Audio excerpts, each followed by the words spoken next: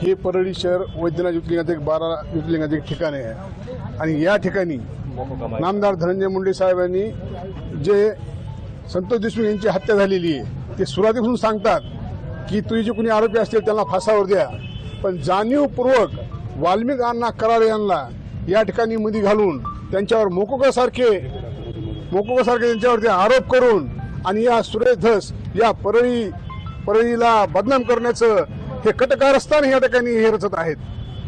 सुरेश धसांकडून वारंवार वाल्मिक कराड यांचं नाव घेतलं जाते, त्यांच्यावर थेट आरोप केले जातात, त्यांच्या प्रॉपर्टीच्या संदर्भातही टीव्हीवर बाईट दिल्या जातात. हे जाणीवपूर्वक एक षडयंत्र आहे यांचं हे की ह्यांना काय करायचं याच्यातून काय साध्य करायचं हे काही निकळायला मार्ग नाही. कुठल्याच गोष्टीमध्ये त्यांचा संबंध नसताना त्यांचा विश्वास भाजपाच्या महाराष्ट्राच्या अध्यक्षावर नाही, मुख्यमंत्र्यावर नाही, न्याय देवतेवर नाही, SITवर नाही, CIDवर नाही, मग ह्याला करायचं काय? आणि जाणीवपूर्वक या परळी शहराला बदनाम करण्याचं आणि जातीवाद निर्माण करण्याचं काम या ठिकाणी सुरेश धस करत आहेत. त्यांना आता 15 दिवसाची न्यायालयीन कोठडी देण्यात आली. मग संदर्भात काय अधिकृत माहिती आलेली आहे का आपल्याकडे? आणखी नाही काय, पण मुद्दा म्हणून सुरेश धस जातीय तेढ निर्माण करीत आहेत. स्वतः भाजपचे असून स्वतःच्या गृहमंत्र्यावर त्यांचा विश्वास नाहीये.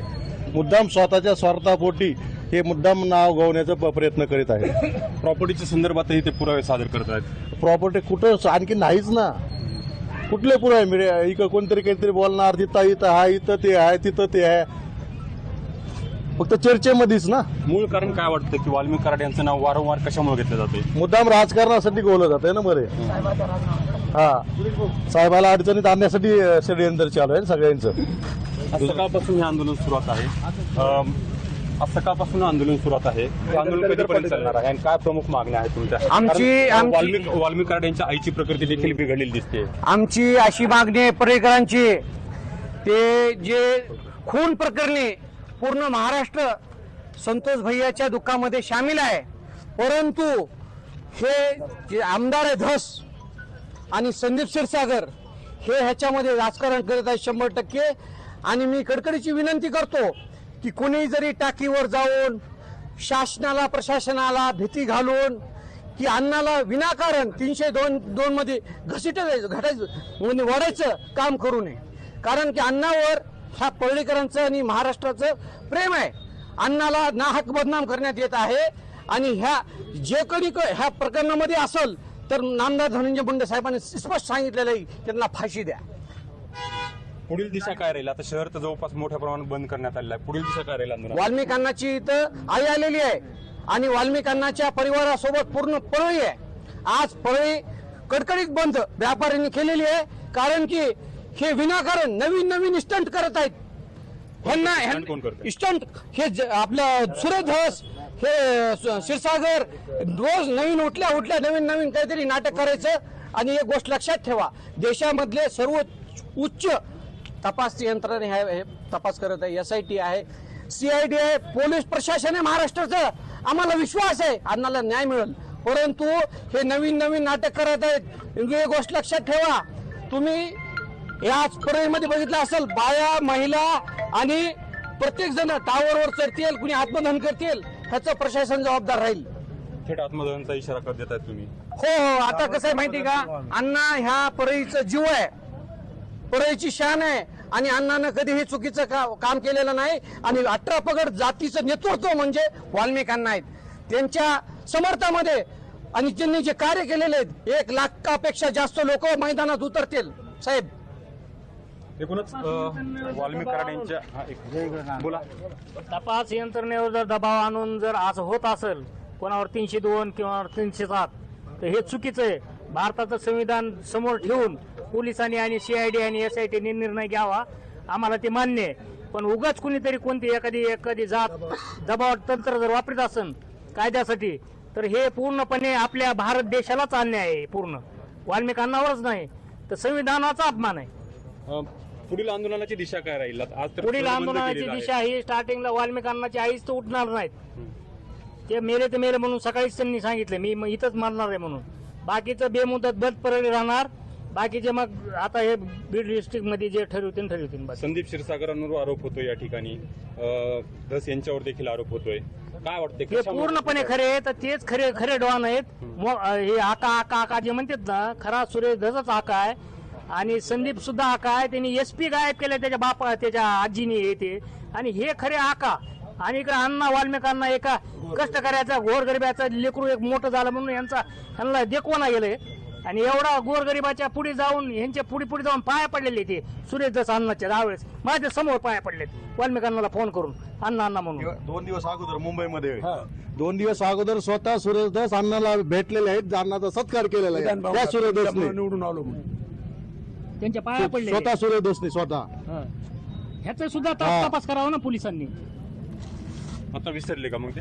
आता विसर राजकारणापोटी द्वेषापोटी गद्दार झाले. गद्दारच आहे पहिल्यापासून, ह्या पक्षातून त्या पक्षात, इथून तिकडे उडी मागायची, तिकडून तिकडे हे करायचं ते करायचं. सुरेश धसचीच चौकशी झाली पाहिजे या प्रकरणामध्ये. त्यांच्यावर आरोप झाले तर त्यांच्यावर बी चौकशी झाली पाहिजे सुरेश धस बरोबर. ते ऑनस्क्रीन येऊन संदीप क्षीरसागर असतील किंवा सुरेश धस असतील, ऑनस्क्रीन येऊन आरोप करतायत, डॉक्युमेंट दाखवतायत. कोणते कुठले डॉक्युमेंट दाखवले, कुठल्या गोष्टी दाखवल्या, या साईडला दाखल करा. कुठले हे पुरावे केले. फक्त आरोप करायचे, मीडिया समोर यायचं आणि आरोप करायचा. प्रत्यक्ष काय सिद्ध झालंय, कुठं काय झालं आता काहीच नाही ना. त्यांच्याकडचं प्रूफ असतील तर दाखवायला पाहिजे तरी प्रूफ प्रत्येकाला द्यावा, कोर्टामध्ये द्यावा ना त्यांनी. काय त्यांच्याकडे फक्त आरोप करायचे. हे संविधानाचा अपमान आहे. दबावाखाली घेऊन पोलिसला आणि कायद्याला विनाकारण वाल्मिकांना अडकवण्याचा प्रयत्न आहे, आणि हे अन्याय आहे म्हणजे अन्याय आहे. हे असं होतं का रोडवर यायचं, ह्याच्यावर 302 करा, ह्याला मोका लावा, ह्याला हे करा. संविधान आहे का ना भारतात? बाबासाहेब आंबेडकरांनी संविधान भारताला दिलेलं आहे ना. न्यायदेवता आहे त्या पद्धतीनं चलन. हे आज हे करा, उद्या ते करा, हे SP ची बदली करा, त्याचं ते तसं करा, त्याचं हे करा, त्याचं हे करा. सगळ्या समाजात देश निर्माण करायचं काम सुरेश धस करीत आहे. सगळ्यापासून सुरेश धसनंच तपास करावं, सगळ्याला घरी बसवावं. SIT असेल, CID असेल, त्यांच्यावर मारत असेल त्यांना सुरेश धस न्यायाधीश करा. सुरेश धस राजीनामा द्यावा, त्यात खुर्चीवर येऊन बसून तपास करावा, तपास करायला हवा सुरेश धसांना. आणि मनोज जरांगेने सुद्धा कुणावर भरोसा राहिलेला नाही त्यांचा बी. ह्याच्यावर हे असं करा, त्याला ते तसं करा, त्याला ते तसं करा. जाती ते निर्माण करायचं काम करीत आहेत ना. वड्या नाल्याचे म्हणला ते तुम्ही कोणाचे ते सगळ्या जगाला माहिती. तुम्ही सुद्धा यवनाच्या अवलाद देता. इकडून सांगतात परभणी आहे, तिकडून धाराशिववाले म्हणतात, ह्यांच्या घरात घुसा म्हणतात. हे काय प्रकार आहे? वड्या नाल्याच्या अवलादी म्हणतात. येऊन दाखवा म्हणा घुसायला. एकूणच या ठिकाणी जे आंदोलन सुरू आहे, आंदोलकांच्या संतप्त भावना आहेत, आणि जोपर्यंत कराड यांच्यावर जे काही आरोप केले जात आहेत, त्यांच्यावर जे गुन्हे दाखल झालेत ते वापस घेणार नाहीत. आपण अन्य काही समर्थकांशी देखील बोलणार आहोत. काय सांगाल, हे आंदोलन कधीपर्यंत चालेल? आता आमच्या माणसाला जोपर्यंत न्याय मिळत नाही, वाल्मिकांना कराड परळी शहरात मीडिया येऊन विचारावं काय माणसाने केलंय, त्या सुरेश धस कोणत्या कॅटेगरीचे आहेत ते चौकशी करावी, व्यापारी चौकशी करावी.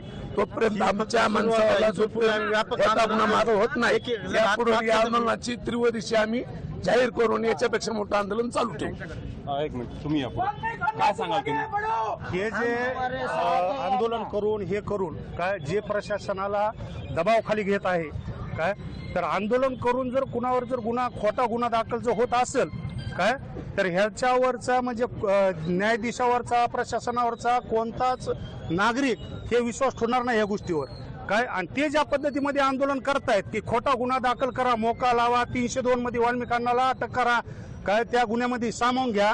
तर आम्हाला माहिती, सर्व बीड जिल्ह्याला माहिती की वाल्मिकांनाचा ह्या आज SIT चौकशी करायली, CID करायली, पुन्हा SP करायली. तर ह्याच्यामध्ये त्यांचं कुठंच काही संबंध येईना. म्हणून हे आंदोलन करून खोटे गुन्हे जर दाखल करीत असतील तर आम्हाला बी आंदोलन करून ते खोटे गुन्हे वापस घेण्यासाठी आम्ही बी आणण्यासाठी रोडवर उतरू. आता न्यायालयीन कोठडी सुनावण्यात आली 15 दिवसाची. न्यायालयीन कोठडी सुनावण्यात आली आहे, खरी गोष्ट आहे. पण आज जे त्यांनी जे काल आंदोलन केलं काय, त्यांनी परवा दिवशी सांगितलं होतं.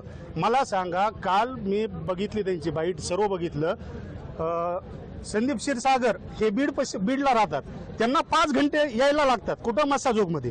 बजरंग सोनवणे केजमध्येच राहतो ना, त्याला 5 घंटे लागतात का मस्साजोगमध्ये जायला?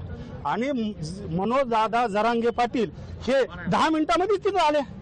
हे कुठून आले 10 मिनिटांमध्ये तिथंच?